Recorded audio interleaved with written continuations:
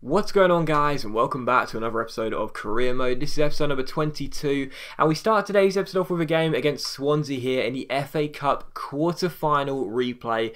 And as you saw by my team, I had a lot of players unfit for this game, so there'd be a few changes to the lineup, which included Gamboa starting at left back, Abita being pushed to left midfield, so a couple of changes here and there. But of course, after the scoreless draw at the Hawthorns, this game was being played just 2 days later because we unfortunately had, or was it 3 days later, but still 2 or 3 days later, because we had an international break straight after this, and of course we had to fit the fixture in.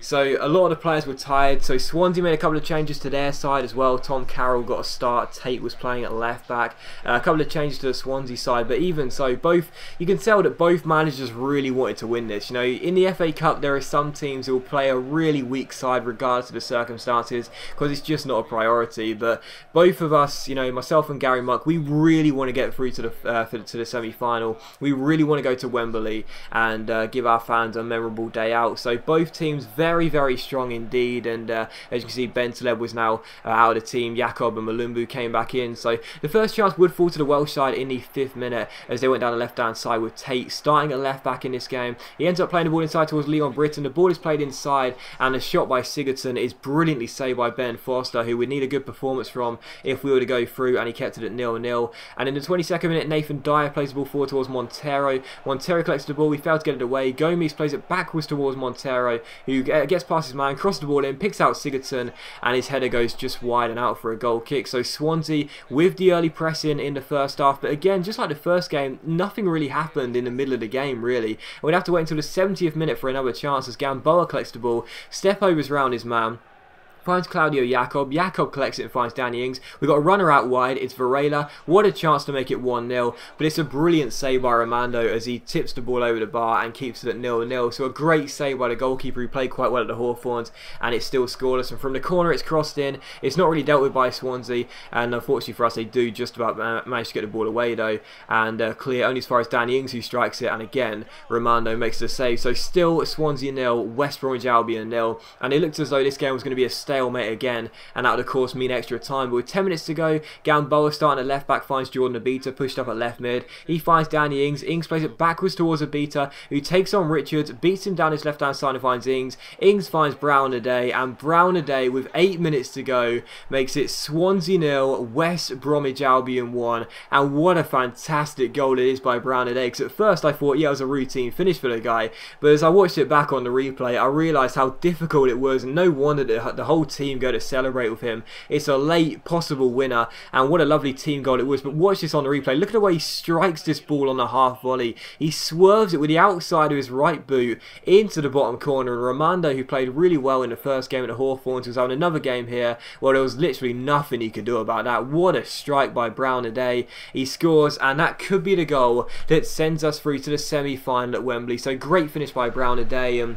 In the 90th minute, Swansea played long ball tactics. That's all they could do really, is they were under threat. They were about to go out of the FA Cup, and as Varela beats the last man here, he just about managed to ride the challenge of Fernandez, then skips over his slide tackle, goes through one-on-one, and although Romando makes the first save, it comes straight back to Varela, who dives in, slides the ball into the back of the net. Victor Anichebe lifts him aloft because it's Swansea 0, West Brom 2, and Varela, who missed a penalty against Sunderland after my stupid little chip, well, he's redeemed himself with scoring the icing on the cake goal, because this makes it Swansea 0, West Brom 2, and we are through to the FA Cup semi-final. So just like the first game, you know, but before this replay, it was such a really nervy, tense affair, and this game was the same. It took us until the 82nd minute before we finally scored the first goal of the game, and then Varela scoring in stoppage time made it 2-0, and as you'll see straight from the kickoff, the game does finish. So a 2-0 victory, and you know one of the fans are celebrating, as well as the players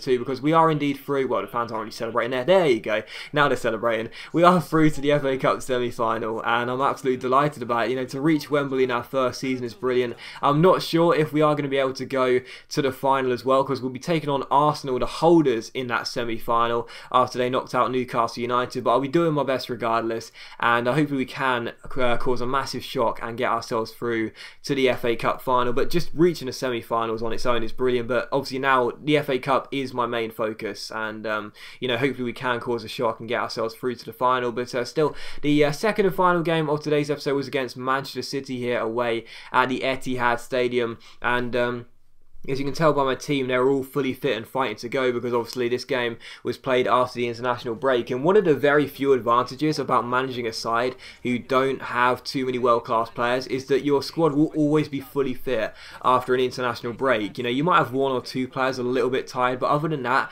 all your team will be perfectly fine. That's what I love about it, I really do. So all the team were fully fit for this game, and as you can see, we took on Manchester City here, probably expecting a loss really, a snowy Etihad Stadium, because obviously City are currently top of the table so far and performing very, very well. But even so, we've only lost twice since the turn of the new year in the Barclays Premier League season, so we've done very, very well in the second half. So I was, you know, full of confidence really. You know, obviously coming on the back of that win against against Swansea in the FA Cup replay, putting us through to the semi-finals at Wembley, and after the international break, all my team were fully fit. I was actually feeling really, really confident about our chances here, and obviously Manchester City must have had a couple of changes to make the striker area, because Devante Cole, the former son of Andy Cole, actually, the son of Andy Cole, actually, was in the lineup for this game. So we took on City here, and the first chance would fall in the 3rd minute here as Varela collects the ball, turns Bakary Sagna, crosses the ball in, and Yusuf Malumbu, what a chance that was. Free header, 6 yards out, puts the ball over the bar. What a huge miss,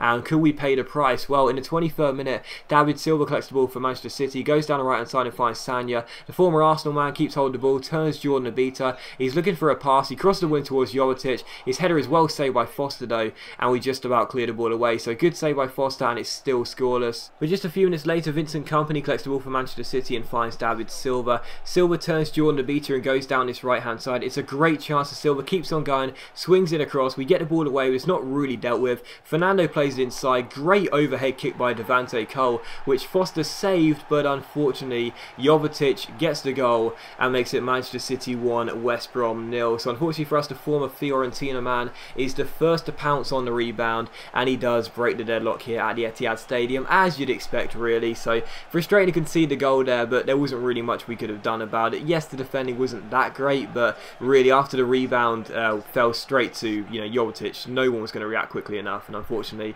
it was a simple finish. So Jovetic gets his 15th goal of the season. You can see why City are top of the table, and it is 1-0. And in the 38th minute, another great chance for Manchester City. Yaya Toure finds Gael Clichy, strikes it, but the French fullback shot is well saved by Ben Foster and turned behind for a corner. And on the stroke of half time, you see us play the ball forward here. Mangala gets the ball away. Gael Clichy collects it. He plays towards David Silva. Fernando gives the ball away, and it falls to Patrick Roberts. I struck it from range, and Patrick Roberts gets his 3rd goal in the Barclays Premier League, his 4th goal of the season, and he kicks the corner flag in celebration, because what a goal that is by Patrick Roberts, a contender for goal of the season. As soon as I robbed David Silva, I thought I'm just going to take a touch and strike it from range. Maybe in snowy conditions I can make that pay and cause Willie Caballero a bit of a shock here. Smash it towards the top corner, and what a goal it is. I actually think that Caballero probably should have got a tip to it and should have got a touch on it, but instead he didn't. He was at full stretch really, the goalkeeper. You can't really blame him, but it's a brilliant finish by Patrick Roberts. Definitely a contender for goal of the season. That cameraman's going to get a good shot of him celebrating there, and it's Manchester City 1, West Bromwich Albion 1. So delighted to go back on level terms, and as you'll see Ben Foster make the save in stoppage time in the 90th minute. That was actually how the game finished. The second half was so poor. City rarely attacked at all. They were diabolic in the second half, and we held on for a very, very credible point away at the Etihad Stadium. So a good 1-1 draw there. Very happy about it. City were so poor in the second half. They really were. It was surprising how bad they were, and we claim a very good point thanks to that fantastic strike by Patrick Roberts. And following that, we did indeed take the American job after they came to us and said we're going to rescind it unless you say yes. So they hold us at gunpoint and we say yes. So we take over with America, and again, it's probably not going to last for more than like 2 or 3 seasons, just to see what I can do with the squad in terms of development. But the main reason I took it is just because I wanted to see what it's like international management this year, if there were any changes or anything. But as you saw there, I just picked a random first 11, and I won't play any games with them or anything until the World Cup comes around in 2018, if we're still managing them then. But I've also been told it's easier to get better jobs internationally, so higher profile nations, when you're already managing a nation. So this is really, it sounds kind of harsh, but this is really a bit of a stepping stone for me. Like, I'm just waiting for a bigger nation to come in whilst 5-star manager in the USA, even if I never play a game, because I have been told it's far easier to get those 5-star nations to come in. So hopefully, fingers crossed, touch wood, England just may surprise us in this career mode. But we end the episode off with a squad report, and you can check out how the players are doing. So as always, guys, a big thank you for watching the video. I really hope you have enjoyed it. If you have enjoyed the episode, then please do leave a like, and I'll see you for the next episode of career mode very soon.